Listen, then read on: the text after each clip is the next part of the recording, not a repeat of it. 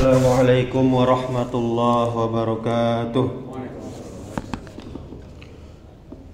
Alhamdulillah allazi bi ni'matihi tatimus shalihat. Asyhadu an la ilaha illallah wahdahu la syarikalah wa asyhadu anna Muhammadan abduhu wa rasuluh. Amma ba'du. Kaum muslimin, kaum muslimat, jamaah zuhur yang dirahmati Allah Subhanahu wa taala. Kita bersyukur kepada Allah Subhanahu wa taala. Kita memuji Allah Subhanahu wa taala hingga saat ini nikmat dan rahmat Allah masih tercurahkan kepada kita. Kemudian salawat serta salam untuk Nabi kita Muhammad sallallahu alaihi wasallam. Allahumma salli wa sallim wa barik ala Muhammadin wa ala alihi wa ashabihi ajma'in wa man tabi'ahum bi ihsan ila yaumiddin. Bapak Ibu kaum muslimin, kaum muslimat, jamaah yang dirahmati Allah. Sesungguhnya Nabi kita, Rasul kita Muhammad sallallahu alaihi wasallam telah bersabda di dalam sebuah hadis. Waktu itu Rasulullah pernah bertanya kepada para sahabat, "Tahukah engkau siapakah orang yang mandul?" Para sahabat menjawab, "Orang yang mandul adalah orang yang tidak mempunyai anak." Lalu Rasulullah sallallahu alaihi wasallam bersabda, "Orang yang mandul adalah orang yang mempunyai banyak anak, tetapi anak-anaknya tidak memberi manfaat kepadanya sesudah dia meninggal dunia." Ini hadis riwayat Ahmad. Mandul yang kita kenal di masyarakat adalah seorang yang tidak bisa memperoleh keturunan. Ini juga tidak salah Bapak Ibu sekalian. Tetapi menurut riwayat hadis dikatakan seorang yang mandul adalah orang tua yang hanya mempunyai anak-anak biologis dan dia tidak memiliki anak-anak yang ideologis. Atau para orang tua yang gagal mencetak anaknya untuk menjadi soleh, untuk menjadi solihah, yang mau berjuang di jalan Allah Subhanahu wa taala. Sungguh kaum muslimin, kaum muslimat, kalau dihitung-hitung berapa banyak di antara kita semua umat Islam yang mandul, boleh jadi kita tidak mampu mempengaruhi anak-anak kita. Sebab anak-anak kita lebih banyak dipengaruhi oleh teman-temannya, sahabatnya di luar sana, Androidnya, HP-nya, sosial medianya, dan lingkungannya.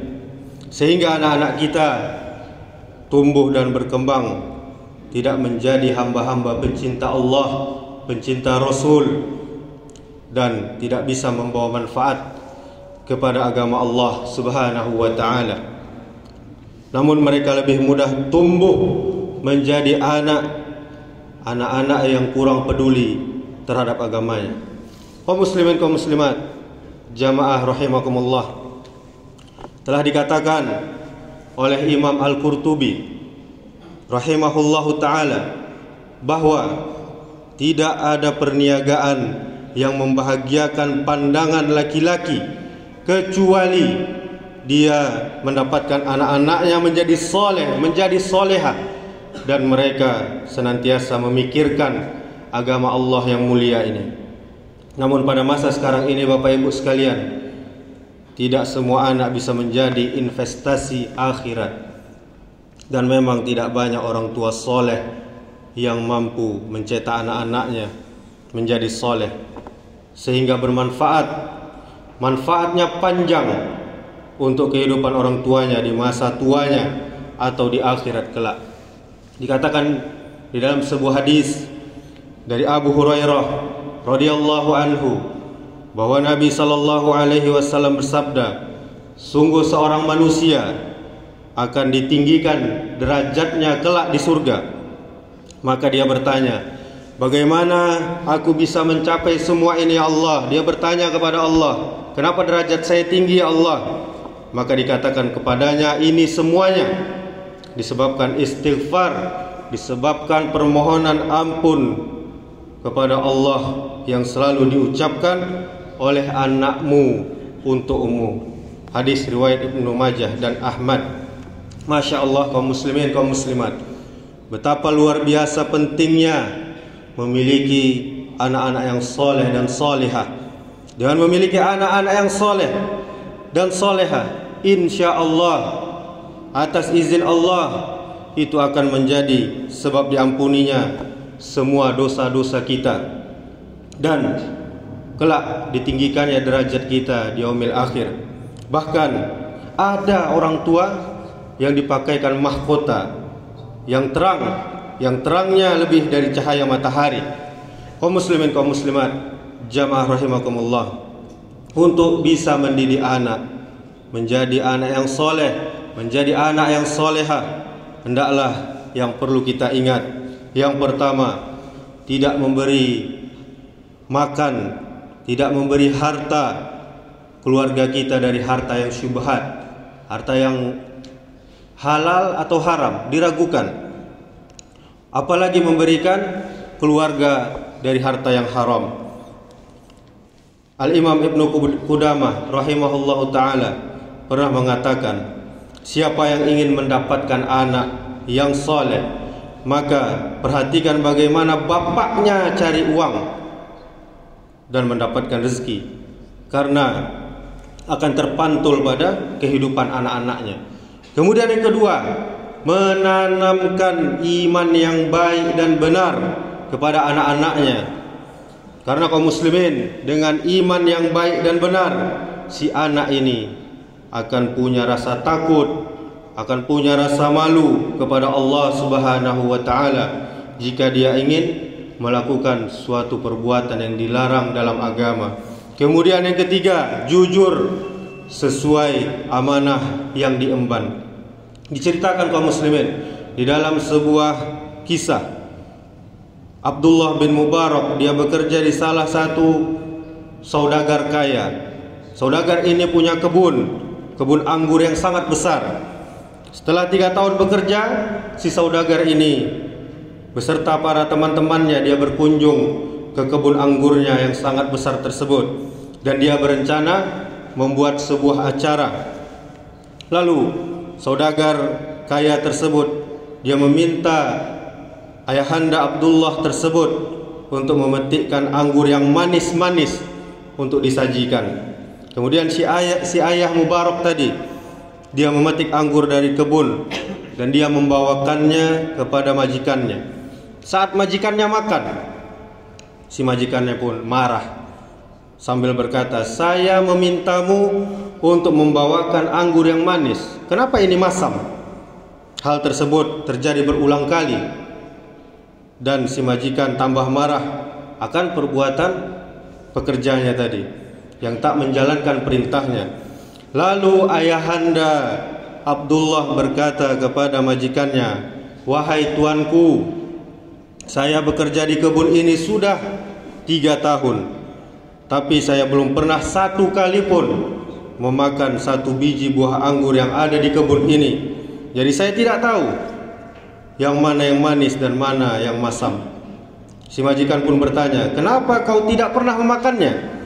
Lalu Abdullah tadi menjawab, engkau hanya memintaku untuk menjaganya dan merawatnya beserta isinya, dan engkau belum pernah meminta saya untuk memakannya walaupun 1 saja.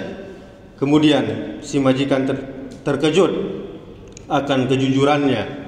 Saat itu juga dia dinikahkan dengan putri majikannya, dan dia memperoleh seorang anak yang sangat luar biasa, yang solehnya. Kemudian yang keempat, berhubungan baik dengan orang tua. Siapapun yang ingin punya anak yang soleh, yang soleha, hendaklah dia berhubungan baik dengan kedua orang tuanya. Karena pada dasarnya kaum muslimin, kaum muslimat, anak-anak akan menjadi tidak soleh disebabkan kita sendiri tidak soleh terhadap orang tua kita. Dan ini adalah kaidah, ini adalah cara yang akan berlaku sepanjang zaman. Seorang ulama yang bernama Wahab bin Munabbih, dia berkata, hormatilah kedua orang tuamu, karena sesungguhnya orang yang menghormati kedua orang tuanya, maka Allah akan panjangkan umurnya dan akan diberikan anak yang juga berbakti kepadanya. Dan juga sebaliknya, barang siapa yang durhaka kepada kedua orang tuanya, akan Allah pendekkan umurnya dan akan Allah berikan anak-anak yang durhaka kepadanya. Hal ini merupakan sunnatullah kaum muslimin, kaum muslimat, hal yang pasti akan terjadi.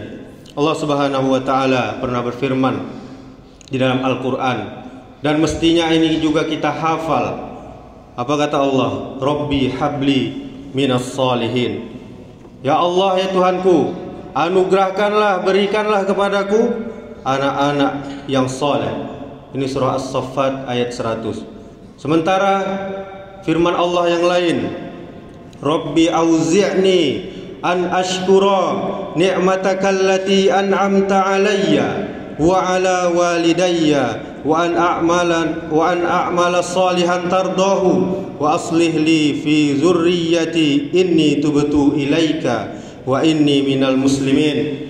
Ya Rabbku, tunjukilah aku untuk mensyukuri nikmatmu yang telah engkau berikan kepadaku dan kepada kedua orang tuaku, dan supaya aku dapat beramal yang soleh yang engkau ridhoi. Berilah kebaikan kepadaku dengan memberikan kepada anak cucuku kebaikan.